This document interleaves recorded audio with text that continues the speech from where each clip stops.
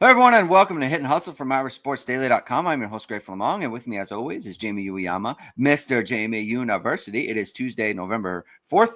We're going to do our final film review of the Boston College game and the things we saw, what we liked, what we didn't like, and things of that nature.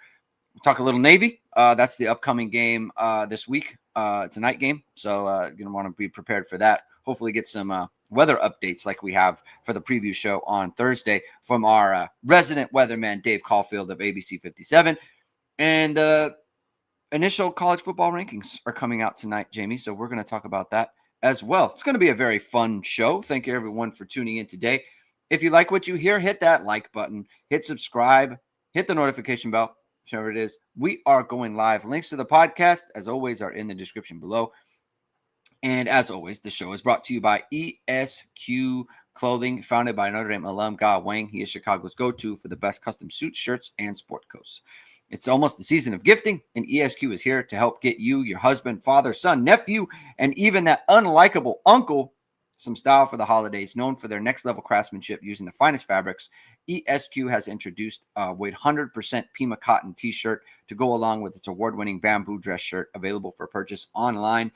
We've talked about it since Saturday. It's the ESQ Black Friday sale. Even earlier this year, however many points Notre Dame scores against Navy this weekend, that's how much percent off you are going to get on all online purchases, not valid on custom items and gift cards. The code ISD will give you however many points Notre Dame scores against Navy. So you're going to root for a lot of points against Navy as you would normally, but now you get a bigger discount on ESQclothing.com. Got both showrooms, both downtown Chicago and in Winnetka. Book your custom fitting at ESQclothing.com. Step into confidence with Chicago's finest. So yeah, use code ISD after this weekend, and you can get that much percentage off. How you doing there, Jamie? How are things? Good.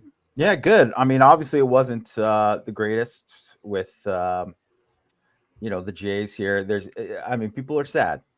There's a lot of sad people around here. You know what? It's one of those things where it was a very good World Series. It was really good. It was a great World Series, and it would have been heartbreaking. Like I sympathize with that. Like the way that, just because there were so many chances, right? Like it was so hard fought, and it was so even. There, multiple games. Obviously, the 18-inning game, right? That either team could win. You go to extra innings in Game 7. There's multiple ways to win, and both teams had their chances at times, and the Dodgers, they pulled it out. I do have to wish I made a culpa. I will say, the reverse jinx worked. The reverse jinx worked, but as you know, with reverse jinxes, like there is some truth to them all the time. I did think it was the Jays' year. I did. I truly did think that. It is because I just, the fact that they did what they had to do going back, and the crowd was so. It was incredible. A great baseball crowd, and it was just the right kind of atmosphere. I just thought they would get it done. But I'm obviously it was touch and go, right? You can't clearly say, oh, the Dodgers were better or whatever. So I do feel bad about that, and better things for your wife going forward. Hopefully the women's volleyball team for Canada, they can pick her up and do those things. And she's got a lot going on. Yeah, so they got world championships coming up. So world championships, and much prosperity to them. This game, Jamie, a lot of people are unhappy about the way it happened. Certainly when it was happening, it was obviously very left you wanting for more. What did you think of the let's talk about the offense first. What did you think of the start of this game because we've both kind of watched the film back from a execution standpoint and quote unquote what was going wrong? Because I have thoughts on this. I'm wondering if and I kind of have strong feelings about it as well. Wondering if we come out on the same place. So where are you at with kind of how this game started on Notre Dame on offense? If you watch, the first drive, I didn't love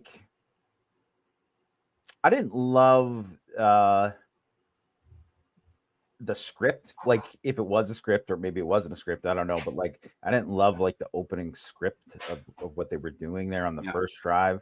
Yeah. So, and I put some of that, to me, it was more of like, yeah, I'm not sure about the play selection as much as I was with everything else. Like, but I really think like from the second drive on, I mean, there was definitely execution things there that I don't think I don't think they were as sharp as they need to be, and I don't think Carr, for as good as he was in the game, Mm. it took him before he was like totally on. I guess like he made that throw to Raritan on the second drive. I mean, that's a great throw. I mean, great catch by Raritan too. But I don't think he was quite on it outside of that much on the first in the first little bit. Like it seemed like he was maybe like maybe he held the ball a tad too long here or that. So I think there was some of that going on there that kind of affected them. And certainly there were some things too where just like, I mean, they were outmanned in the running game the whole game on Yeah. purpose, right? Yeah. It was Yeah. a big factor. That number 10, he had a huge game, or the safety. I believe he was number 10. Yeah. And so that was like one of these things where it was like you kind of had to do. I think and a little bit like on the defense too, where it's like you need to make just a little bit more adjustments early on to what was going on. And I think that was the main thing for me. Like more of just more of the RPO stuff built in when it was so clear that it was just like you kind of have to. Yeah. I thought go ahead. Especially, sorry. No, I thought to the CJ Carr point, and I didn't talk about this with you beforehand on purpose because I didn't want to lead you in a direction. On the CJ Carr point, I thought that a lot of the plays passing plays specifically that didn't really work, that were kind of blown up, I thought he got him into plays that he misread the coverage.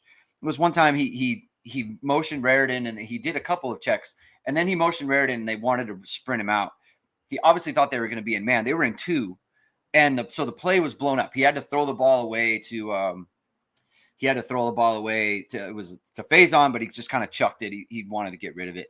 Whereas like he wanted to get Pauling on the little quick out, and he thought it was gonna be man. It was two. He got him out of into a bad call there. He called on the fourth down play, or maybe it was another play. He made a check, like several checks, got them into a call. The coverage wasn't what he thought it was going to be. And so I don't want to say he got them out of a bad or a good play and put them into a bad play, because I don't know what the original play was. Yeah. But the check that he put them into, like he didn't get what he thought. So there were a couple of those things. I thought, and I'm not going to single out any player because it was enough players to where you don't need to single out anybody. I will say I didn't think it was on the interior of the offensive line. I thought the compete level and attention to detail on several run plays specifically was, and I'm comfortable saying this because I think this is how it would be phrased in film. It was like unacceptable to me. And this is one of those things where, like, coming off a bye, playing a bad opponent, they're just not, they don't have the same edge as they would normally, which is actually not the same as USC. That's right. Sure. Which to me is kind of good news, right? Because it's like, okay, it's an easy explanation. They weren't on it. It is what it is. I didn't think that was true of the defense, by the way. So there is a distinction there. I don't think it was the whole team. It's just like sometimes they're not really blocking the right guy on the perimeter, or it's like we're not holding our block long enough on the offensive line. The tight ends are just not coming off the ball and latching onto their blocks and like finishing blocks. I didn't think it was a good blocking game for the tight ends generally. So, that's going on. Plus, I mean, there were also plays where Notre Dame blocked it up great, and BC had the unblocked player. And I thought maybe the running backs needed to do a little bit better job of winning one-on-one. Like, only 4 missed tackles forced for Jeremiah Love in this game. Like, it's not like he's doing a bad job, but it's like, you're not as not as normally as what you would see. And I mean, you're trying to be the best player in the country.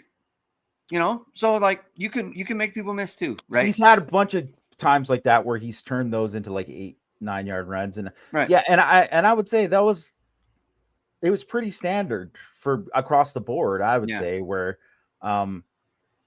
wasn't necessarily bad, but not where it needed to be. And you know what though? But I did this. I mentioned it in my rewatch notes for the defense though. We got to stop talking about how, man, they're starting slow again. They weren't ready to play. When the defense comes out and does the job and they are ready to play.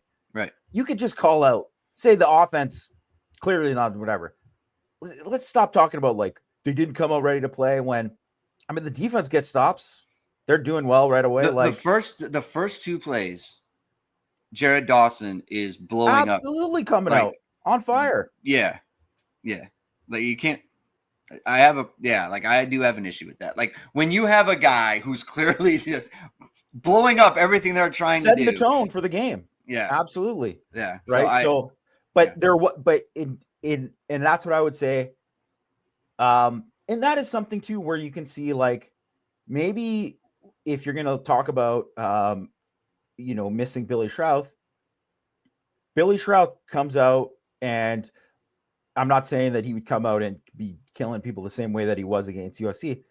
He's probably letting everyone he's been the guy who set the standard on the offensive line this year. And a lot of last year too. So I do think like that is something that is missed on the field in terms of just setting a tone in terms of leadership. Like that is something that you do need to fill there. And it is up to somebody to do it. And sometimes too, like it has to be like, it doesn't necessarily have to be an offensive lineman. Like you said, it could be like Jeremiah Love, like spinning out of 3 tackles and doing it. And then it's like, well, now you want to block for that guy more because like there's all of that. And I think, there was a certain part of that was missing, but it wasn't missing on the defense, obviously. Right. And they had, less players out. By the way, I thought Notre Dame could have scored on the first play of the game.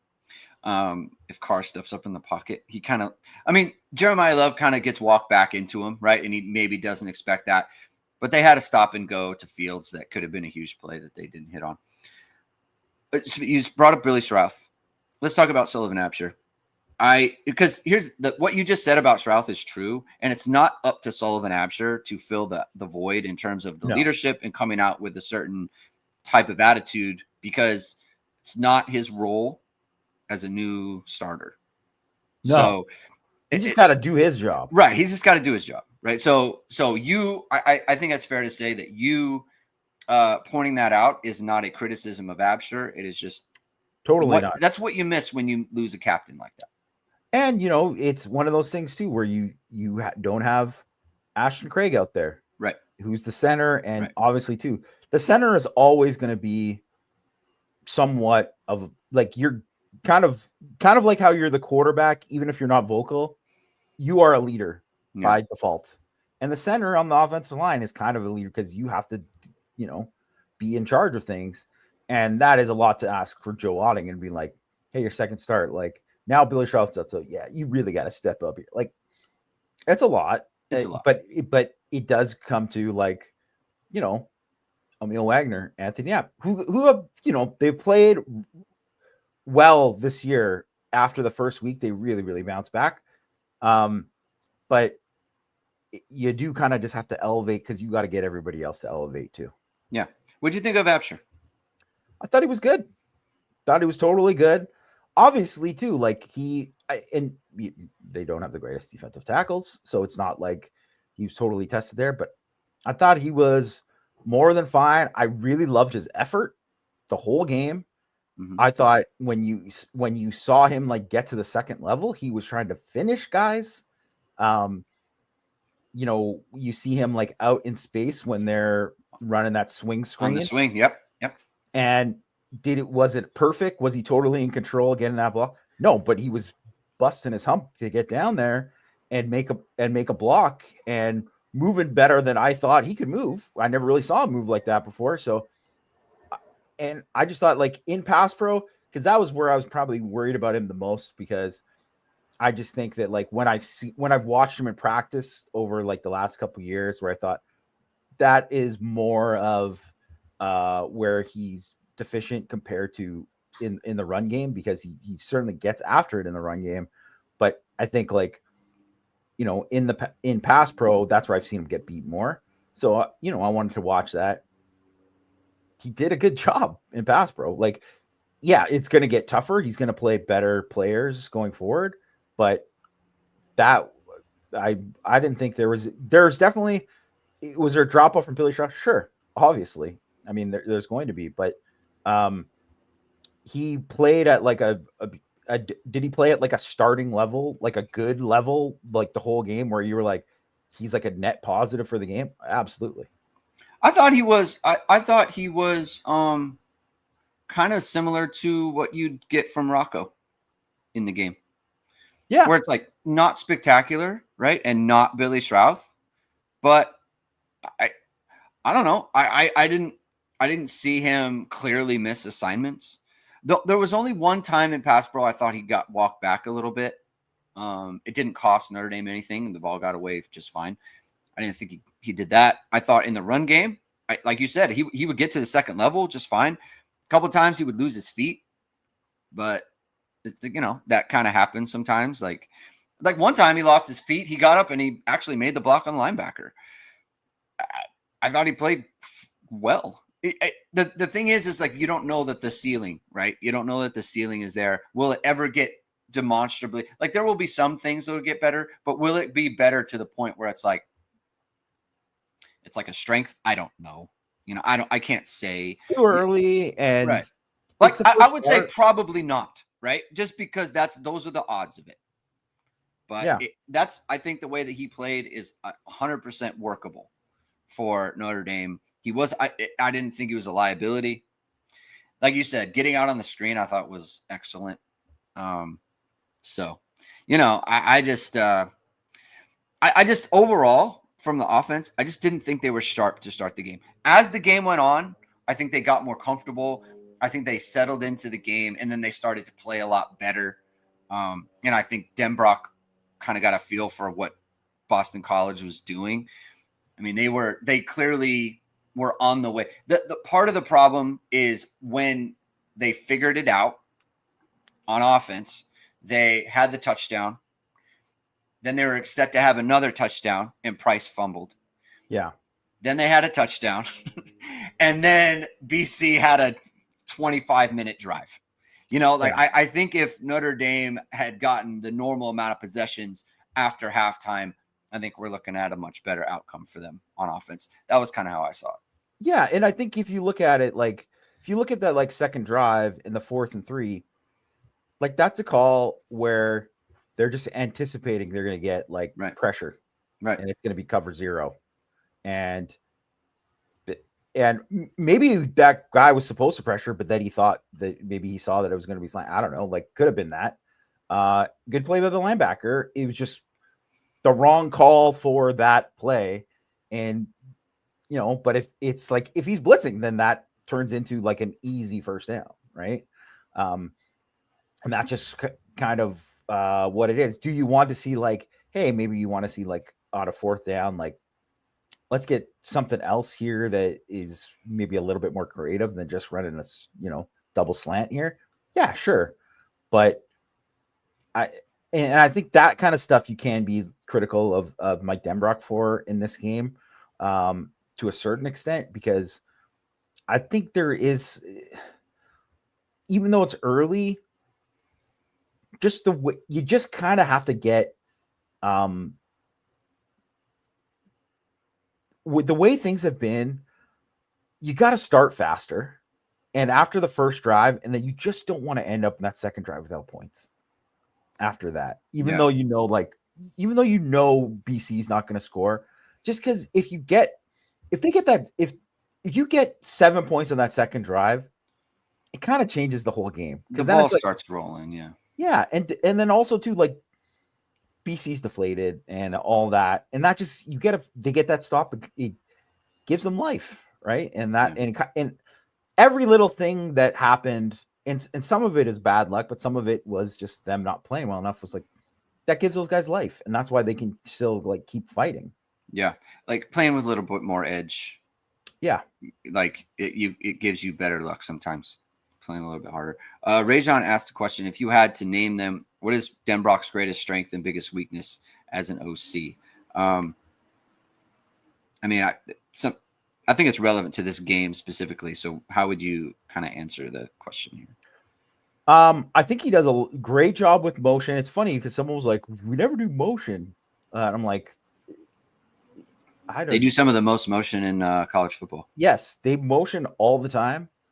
I think he does a great job with motion, setting up plays in the passing game, and getting matchups. And it's a lot of people think motion. It's like, oh, I'm motioning a guy out, and it's just to identify whether or not it's man or zone.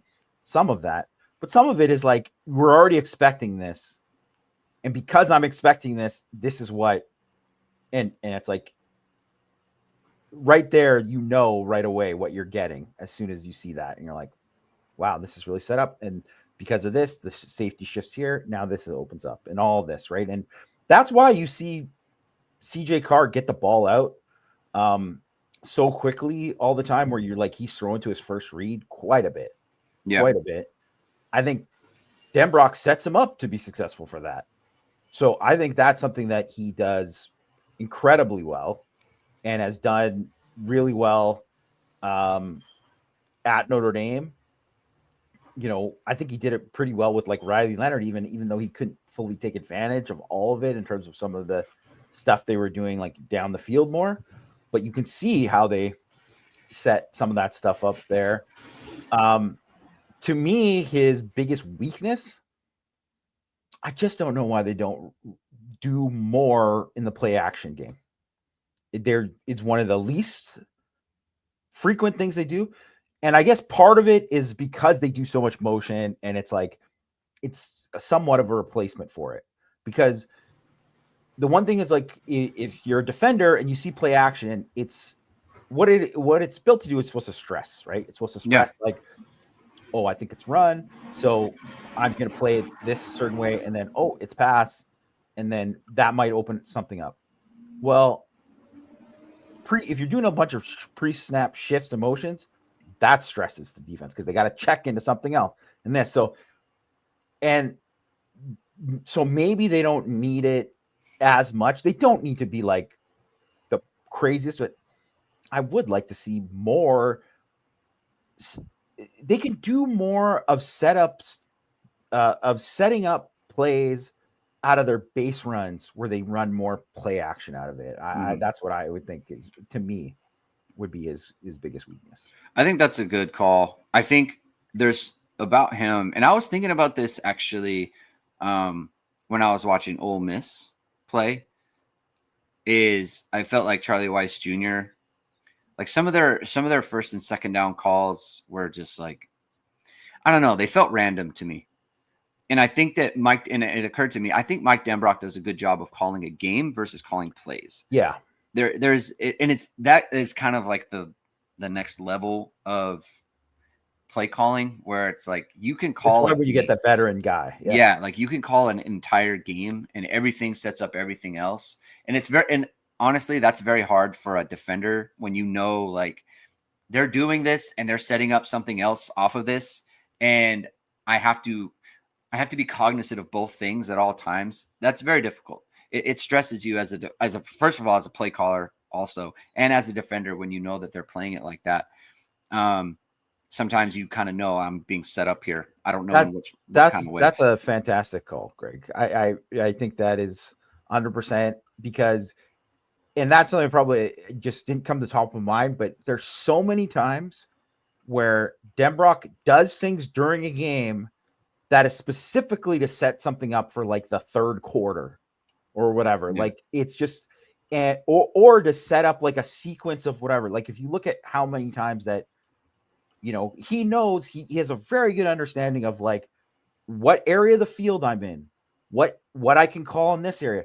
If we can run the ball here because we're going to run this next and all that. And there's a really great podcast episode. I think it was with The Ringer with Peter Schrager was doing, it was like a coaching podcast he did with Sean McVay, and they were talking with Kyle Shanahan Yeah. And anyone go and find that episode. I can't remember the name of the specific podcast. I'm sorry. But it was like a coaching podcast thing. And they got insight into the 28-3, debacle of them giving up. And honestly, if you listen to Kyle Shanahan explain everything about how they were calling the game in this, man, does it enlighten you with all these things. And like, it also shows you how smart some of these guys are and how they think the game 4 steps ahead. Yeah. And it is why Kyle Shanahan is like one of the best, if not the best play caller. Maybe, him and McVay probably right up there near the top. But like, they're just playing like 4D chess. And I think Denbrock in a lot of ways is like that too, which is also just maddening. These people who are like, Notre Dame doesn't have a game where it's like, it's not looking as good. It's like, well, Denbrock's got too much BK in him. Like, what? What is this? Where is this coming from?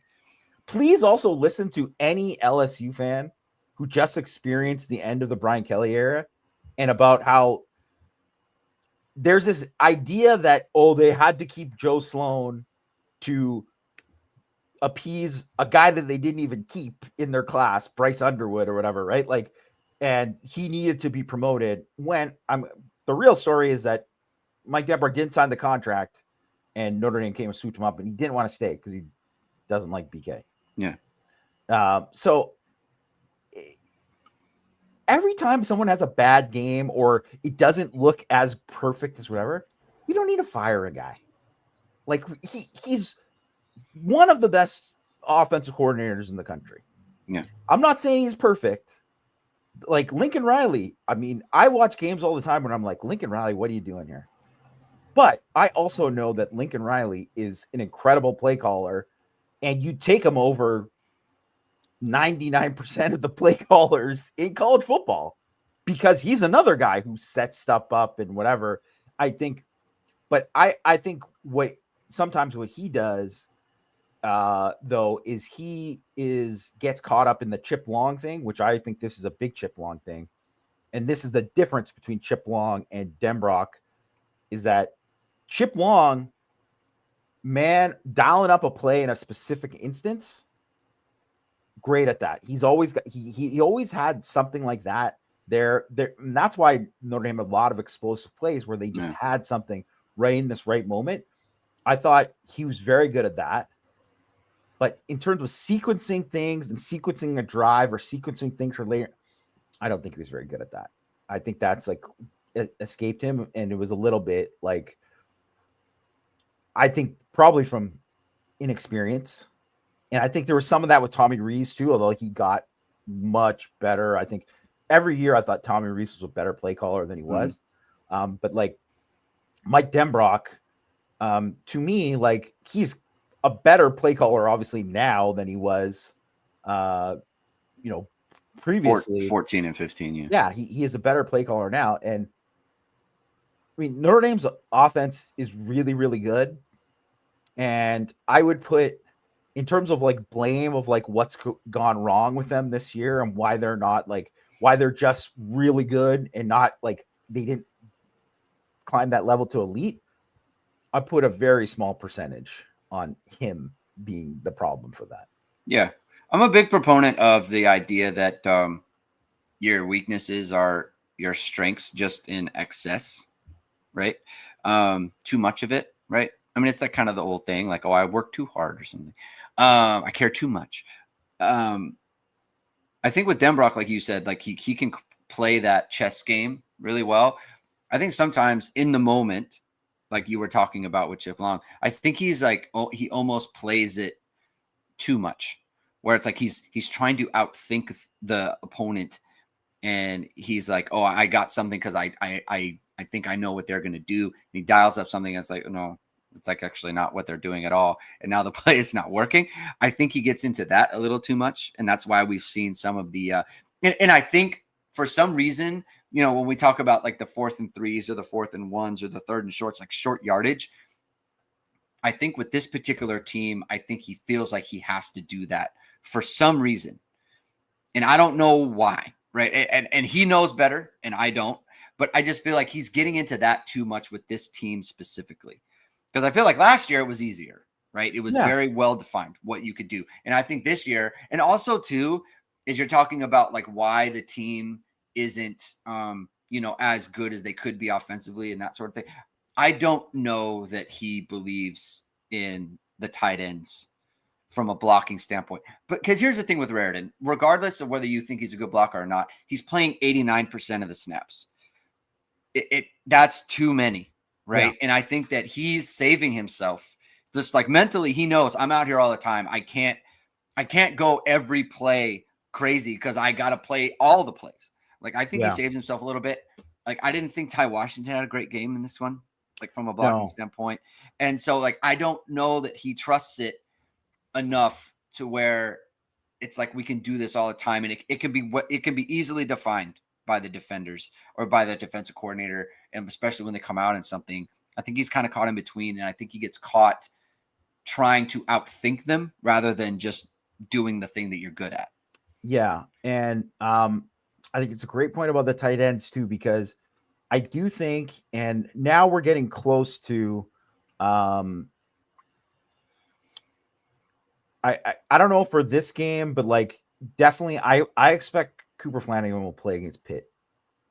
Like that is something. Do you think that what Freeman said about him and all that stuff was just like, we don't want to play him against Boston College? Do you think that's what that was? I think they want to keep him have a red shirt. So they don't for sure. Yeah. So he will have 4 games, and then hopefully they make the playoff and he has all of those games. Mm-hmm. I think that is specifically why he played against USC, even though it was only a handful of plays or whatever. They saved him for that game, and he will play 3 other games in this regular season. Maybe it's these next 2, I don't know, right? But like, I imagine Pitt is a game he'll play. Yeah, because I do think that is one of those things that not a lot of people talk about when we're talking about,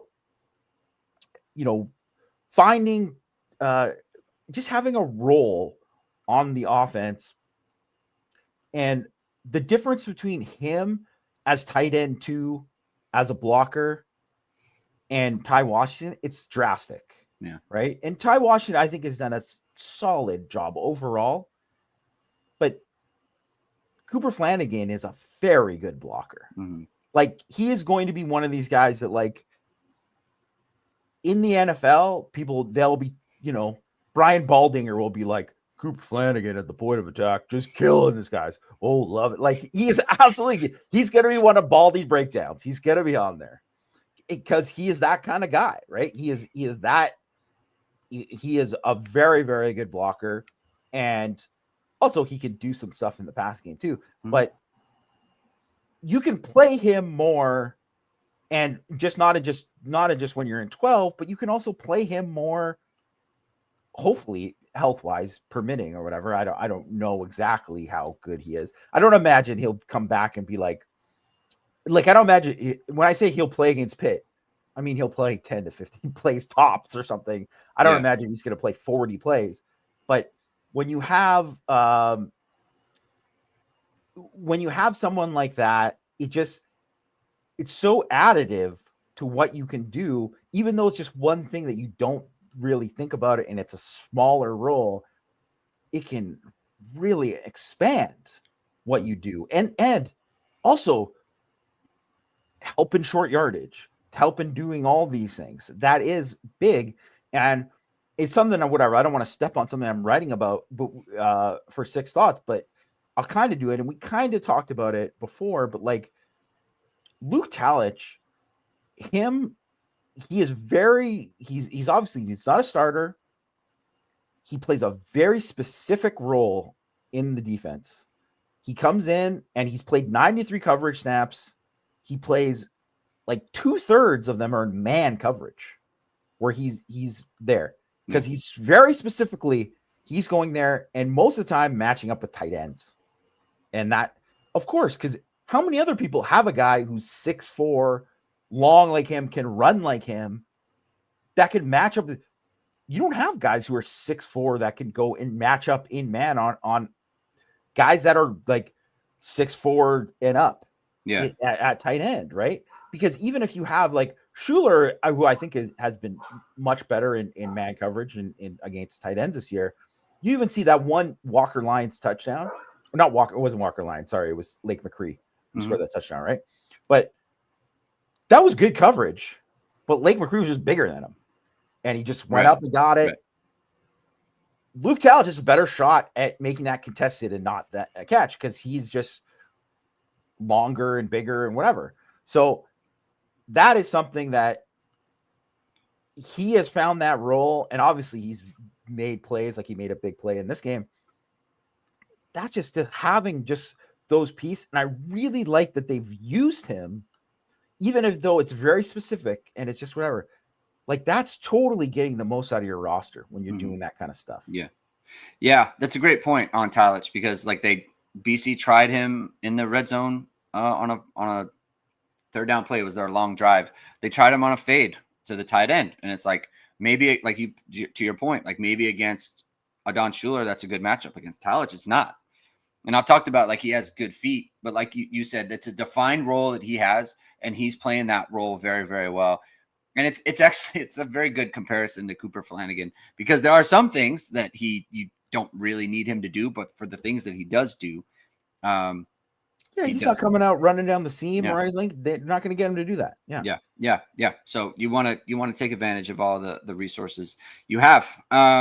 You could take advantage of that with a company like Goods Candies for the Christmas season, for the holiday season, Jamie. Like some things are good, right? Some things are a replacement level. Like C's Candies is like, it's good, right? And it's got a lot of variety. But is it good at one specific thing? Is it good at the specific thing you need for a teacher, or if you're a client and you want to give something special, something specific to your business, you want to give something to your clients? You can do that with Goods Candies, which is a small Indiana-based chocolate company. You want to support small businesses, Jamie. With recipes going back 100 years, they are a small batch producer of decadent confections ranging from toffee to cream centers to their latest offering, peanut butter bombs. Forrest Gump said, "Your life is like a box of chocolates. You never know what you're going to get. But with Good Candies, they actually want you to know what you're getting." Its cream centers have a unique design, so you always know what's waiting inside. All varieties are offered in milk and dark chocolate. For business listeners, Goods Candies offer customized chocolate bar gift boxes. These aren't customized wrappers like you get at the bank. These are customized chocolate bars that include your logo or a message. These make the ideal client gift, and Goods Candies can handle all shipping for you. The website is www.goodscandies.com. Viewers can save 20% through the end of the year with promo code ISD. Place your order online or reach out to Goods Candies at goodscandies.com with questions. Let's get into the defense a little bit, not too much, I don't think, because we talked about it on the after show. You and Mike talked about it a lot on Power Hour yesterday. We did watch the tape. Man, there was just so much zone, and I don't know why. And the part of it is, it's so getting beyond the fact that it didn't work in this game. Right. The idea of Notre Dame playing zone, just kind of the thought of it going forward. They only played basically two types where it was Drake Bowen, cover two, Drake Bowen playing that middle runner position. And then they had the one where they kind of disguised the cover three where they're running either Dallas Golden or Devontae Smith to the deep middle, and they're playing cover three that way. I don't like that coverage, mostly because they don't disguise it at all. It's very obvious. No, I don't like it either. Yeah. And I don't know what exactly what the benefit is of that, to be honest. If you're clearly showing it, just play cover three normal and not run, you're not tricking anybody. So, and there's no pressure attached really. So I don't love them doing that. That being said, the way they play their zone is so soft. The quarterback was 18 of 20 throwing between 0 and 9 yards in this game, Jamie. You're just giving them yards. And that was something that BC was very happy to take because they could get in third and short, like Marcus Freeman talked about all the time, like got to be better on first, second down. They were in third and short kind of a lot in this game.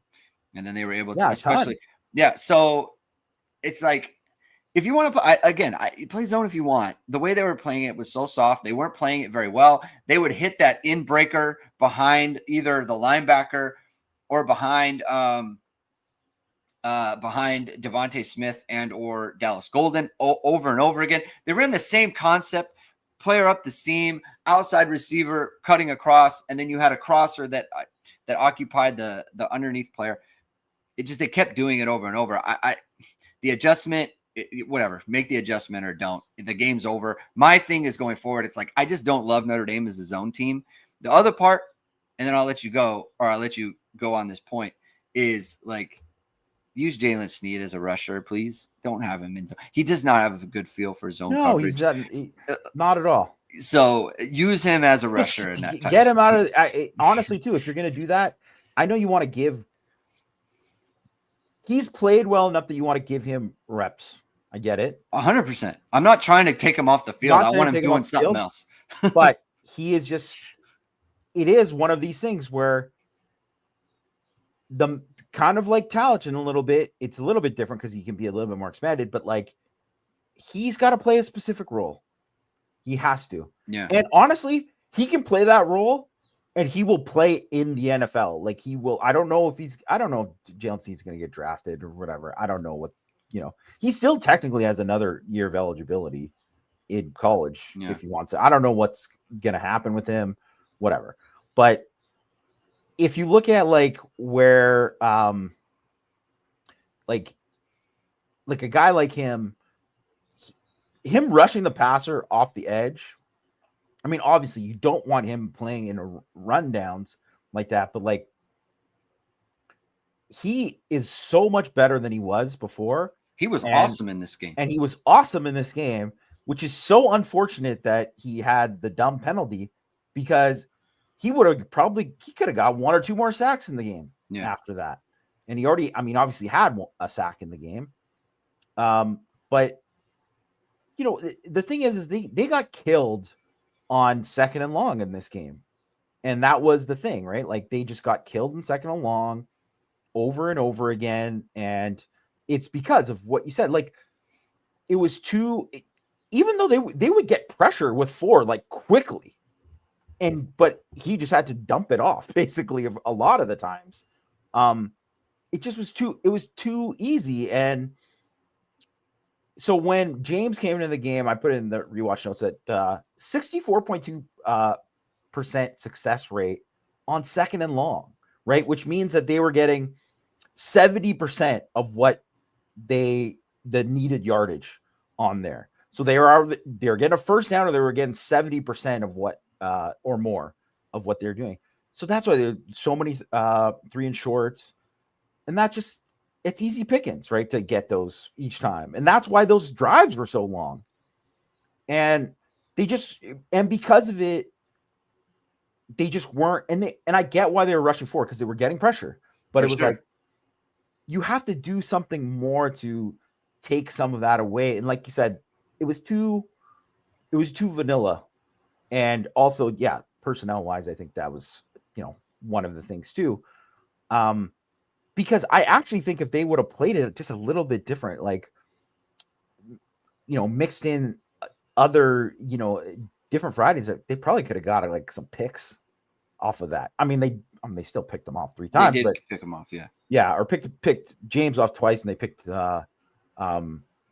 they picked Lonergan earlier. But it's just like those are there, and I think that was something they needed. I get why they didn't play as much man in terms of Lewis Bond he beat Devontae Smith twice for big plays for first downs, and also he went against Dallas Golden the one time. It was a big push off, but I mean they're never going to call that. Can I talk about that? Remember last week we were talking about how he's got to get stronger and play. That's a perfect example. Like perfect that is example. His coverage is fine. And look, he does 2-hand shove him, right? But like a stronger player. But that happens all the time. They don't call it. So what are you going to do? A stronger, more developed player, an older player is not getting, dislodged like that. Or he's giving that because he knows it's like, because one thing in college that you completely understand, and it's also why there's a thing adjustment for a lot of guys to the NFL, is that you can be almost as physical as you want to be at that kind of spot, as long as you don't like put the guy on his butt. Like, and even if you put the guy on the butt, sometimes they don't call it. Like, you have to give as much as you get in that situation, and which is also too why it's like a harder thing for Zachary too, because it's like if you're playing him a man and it's like you get him a thing, and it's like he's going against guys stronger. It's like he could have perfect coverage and still lose at the catch point just because of that, right? So, and I don't think they want to, even though Zachary, I thought he played well in this game, like, really encouraging, like should get more reps, and you probably feel a lot better about. I don't know how much he'll play in this game period. I don't think he'll play against Navy, but going forward, he should be able to play more. He's earned it, I think. But you get to a point where you don't want to put that guy in a situation where it's like, okay, they see they have man here, and they're gonna double move him, and he's got to be on it, right? Like, you don't want to put those guys in that situation, right? Like, it's that's Purdue. That's kind of what happened in Purdue, right? And I get it from that perspective. Playing zone, you just got to mix it up more. Yeah, mix it up, disguise it better. Add something to it. I mean, and also be cognizant of the hot reads. Like they kept, it was odd to me that they just continued to allow a hot player to be uncovered for 6, 7, 8 yards over and over again. And I obviously someone is responsible for that, and I don't know, but it's just like, I don't know. It was kind of unfortunate too, because the Bond, the receiver, like he did beat Devontae Smith and man a couple of times. Like some of those throws by the quarterback were kind of sick. Like I was texting you this. I was like, look, I don't know that this guy is good, but he made some throws where he was there was the deep out that he hit to Bond on Devontae Smith on it. I don't know if it was third down or what down it was. That was a great throw. He threw the ball like 2 steps before the guy made his break, and then he turns and the ball's right there. It was like a total He before like, oh my god. And Brock Osweiler, who was doing the game, like pointed it out. Like, honestly, I mean, because I watched a couple games of him this year. I didn't see one throw he made like that the entire time.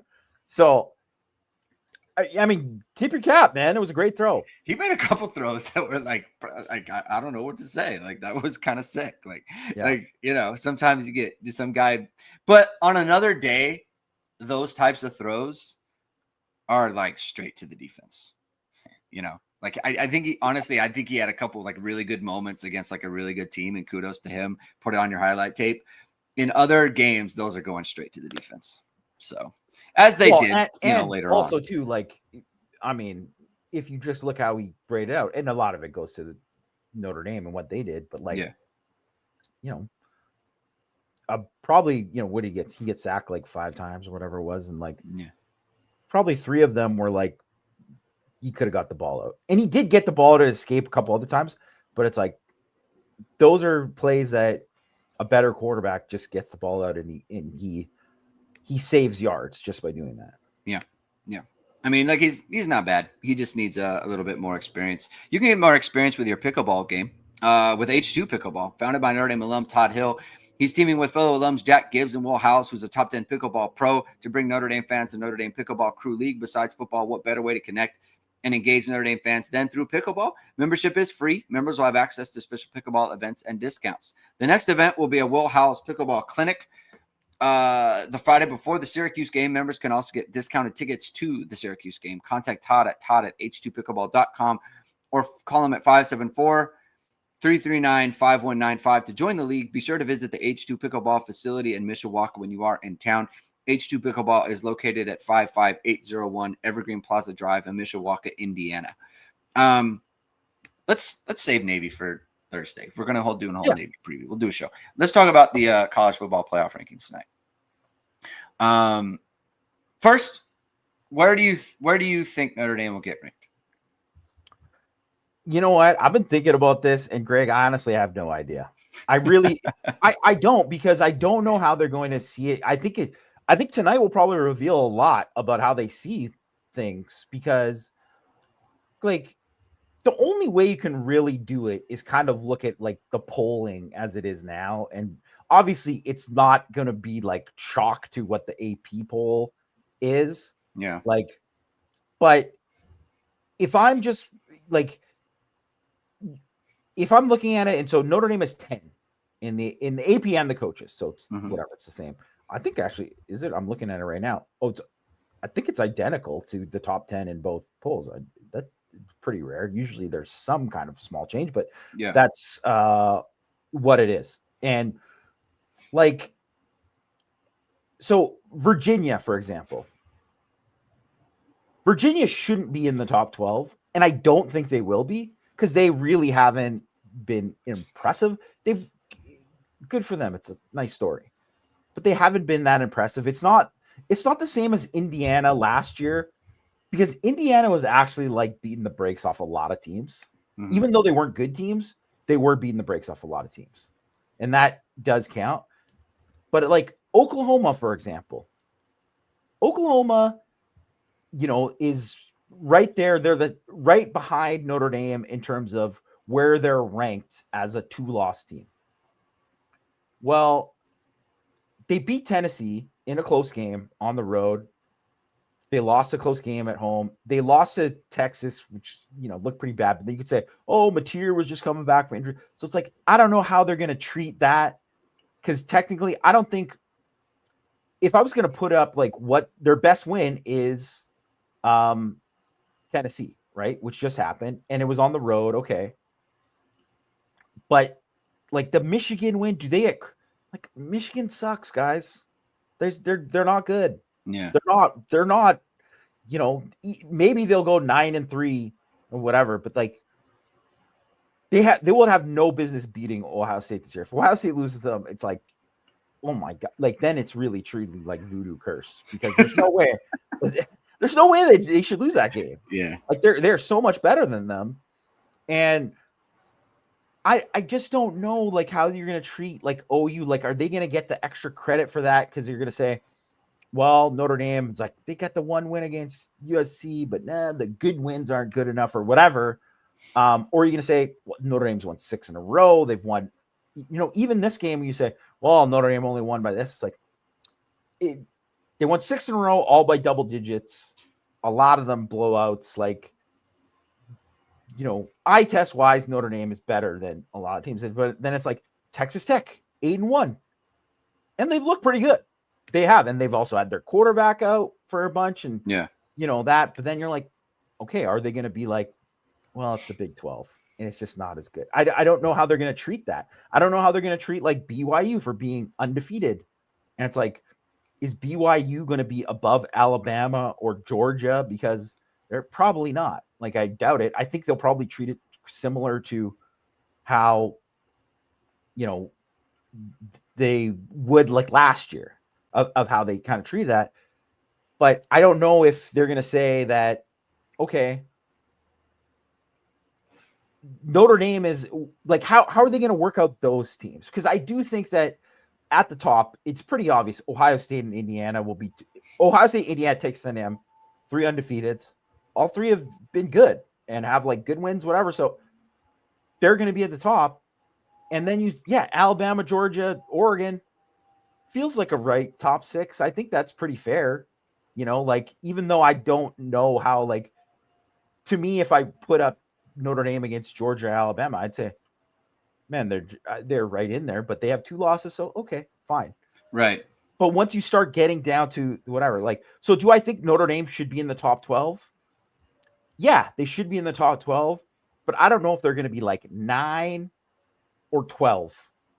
Or whatever, or how that's going to be viewed, or like how like Vandy, what's at 7-2 is going to be viewed, or Louisville at 7-1, who beat Miami, and you say, well, they beat Miami, and Notre Dame lost to Miami. Like, how is that going to be viewed? I don't really know.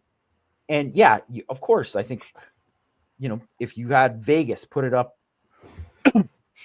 who would win this game?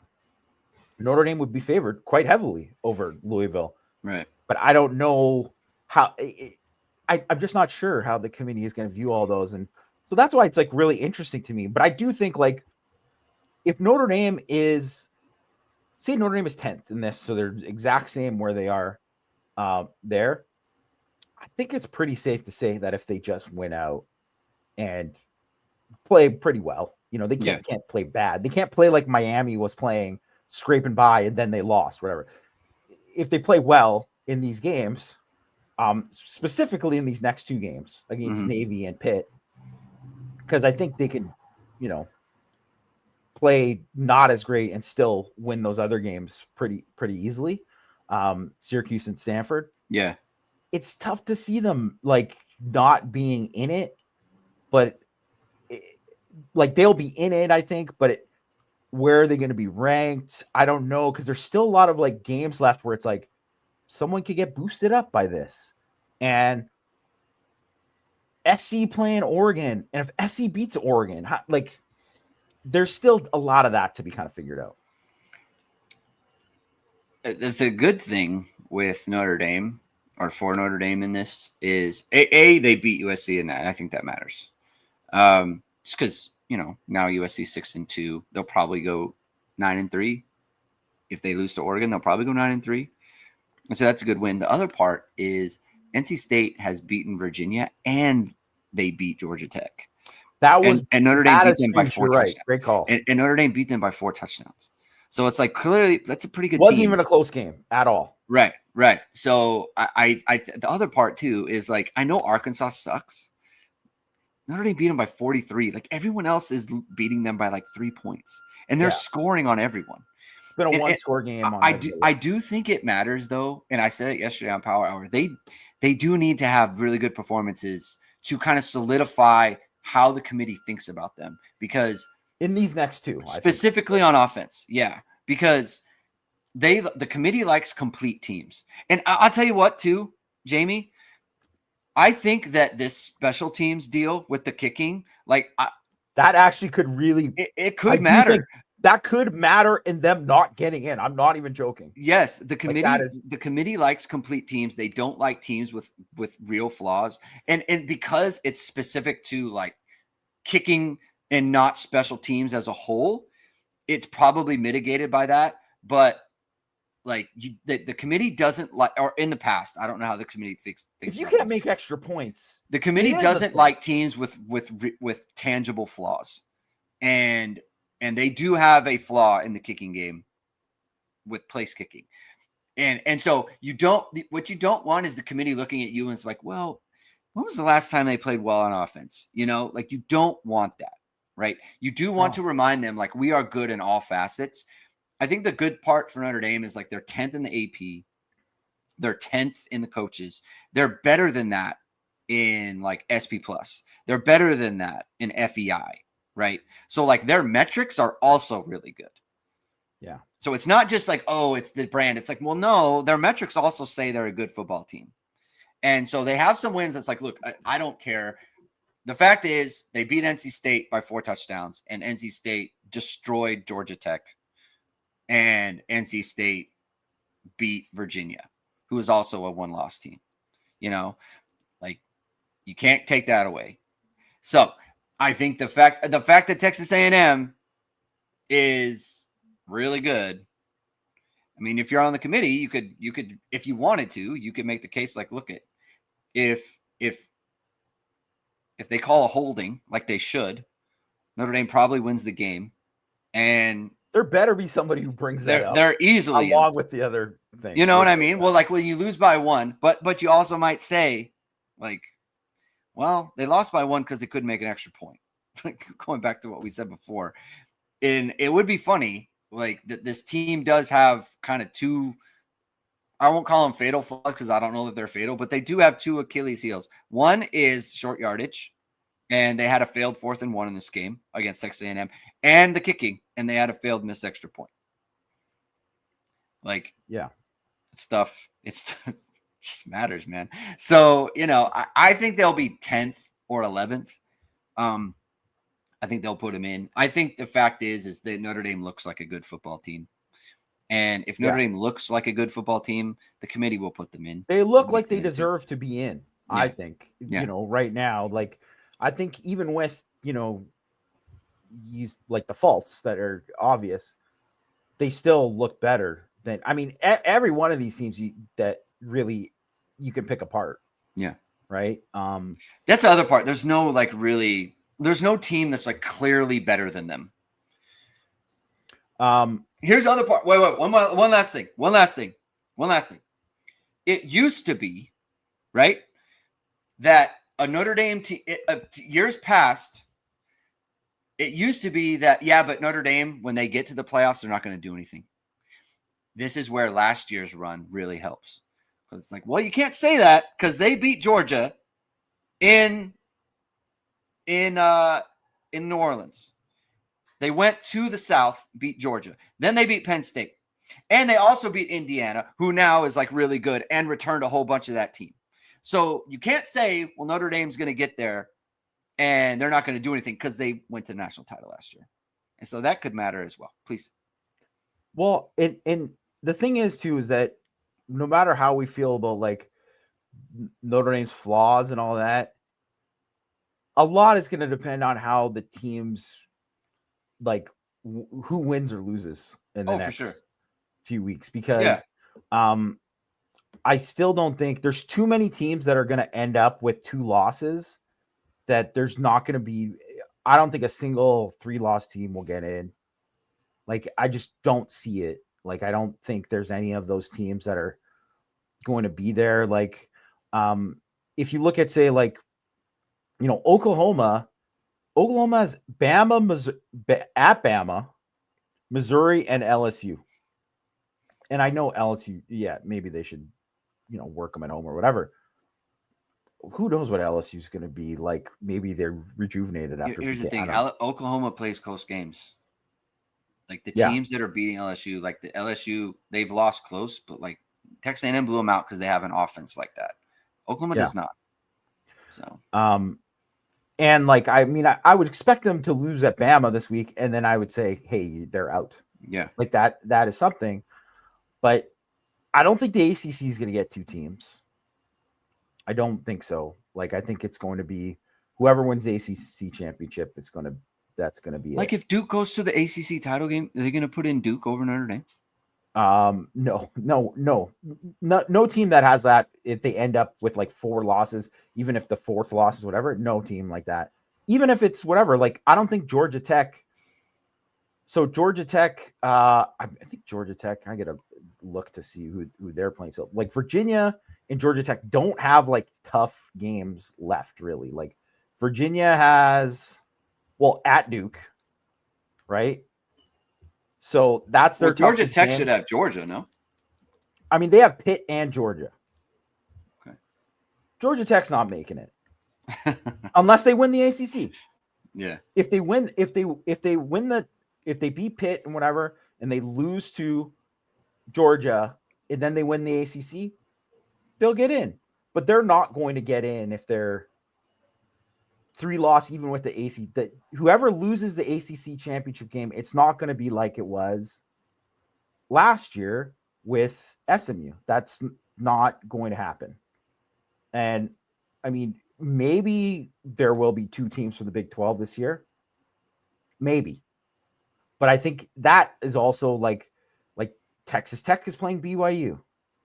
And if BYU wins that game, I don't know if Texas Tech is like, if Texas Tech is a 2-loss team and they don't make the Big 12 championship game, I don't think they're going to get in. No. I don't think they're going to get in, right? So, so there's that kind of thing. And all these teams in the SEC, there's a bunch of teams still in it. Like Missouri is still technically in it. They could. They play A&M at home this week. They play Mississippi State at home, at Oklahoma, at Arkansas. Like, I guess if they win all 4 of those games, they could be like, they're probably in because you beat Texas A&M and all that. what are the odds they're going to win all those games? Probably not good. Yeah. So I don't know. I think a lot of like the things, there has to be like so many things that go wrong for Notre Dame to not really still even be in it. And if a bunch of things go right, they might get a home game. Like that is still on the table, which is kind of crazy if you think about it, because they were like, I mean, part of it was the weird seeding last year because of they boosted up the 2 conference champions, and they're not doing that this year, right? But them being the 7 seed when they were really like the 5 or whatever it was, right? Like, yeah, that's different. But I don't know. I mean, it's interesting because like Texas, Texas lost last week, they're out. Now they're still in, and if they beat A&M,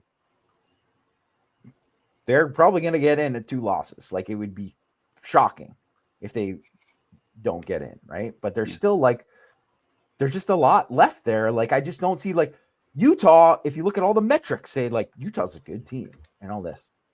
They lost at home to Texas Tech. They lost to BYU. They're the 3rd best Big 12 team. No, they're not getting in. Even though they're might not actually be the 3rd best, but metrics wise and all that, but like they just won't get in. So I just think there's a lot of that, and like a lot of like, like Louisville being in the ACC, like, and Cal, Clemson at SMU, at Kentucky. If Louisville's a 2-loss team and they go to the ACC championship and lose, I just don't see them. Yeah. Same. But we can talk about that on Thursday when after the rankings come out tonight. And so we'll address it then. We'll preview the Navy game. So we can end it there. Thank you everyone for tuning in today. If you like what you heard, hit that like button, hit subscribe, hit the notification bell. 7 days we are going live. We'll be back on Thursday to preview Navy. We'll talk about the rankings, and then we'll get a weather update as well, because there's some things brewing all up in the South Bend area. So we'll see what that is. All right. We'll talk to you on Thursday. Have a good rest of your day, everyone. Keep hitting and hustling.